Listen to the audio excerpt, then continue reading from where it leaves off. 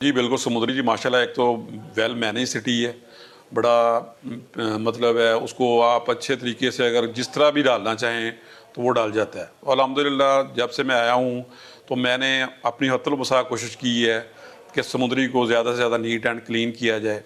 तो उसमें बहुत सारे गवर्नमेंट के जो इनिशिएटिव्स थे उनके ऊपर काम करके, जैसे आपने देखा होगा हमने एक वॉकिंग ट्रैक बनाया है, वो भी माशाल्लाह लोगों ने बड़ा उसको अप्रिशिएट किया है। बहुत अप्रिशिएट जी किया बिल्कुल, सर। इसी तरह जो वहाँ पे हमारा जो रेडी बाज़ार है, तो उसको भी हमने बड़ा अच्छे तरीके से मैनेज किया है।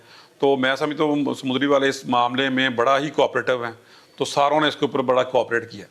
रेडी वालों ने अपनी गिरा से भी वहाँ पे रेहड़ियाँ बनवाई हैं, जो गवर्नमेंट की इंस्ट्रक्शंस थी उसके मुताबिक, और हमने एमसीज़ के जो फंड्स हैं उनमें भी सी उनको बना के मॉडल्स बना के दिए हैं, तो उन्होंने उसको बड़ा अच्छे तरीके से मैनेज किया हुआ है। तो इसी तरह ओवरऑल जो शहर है वो अल्हम्दुलिल्लाह लोग बड़े कोऑपरेटिव हैं, और अदरवाइज़ भी माशाल्लाह शहर जो है वो बड़ा खूबसूरत है।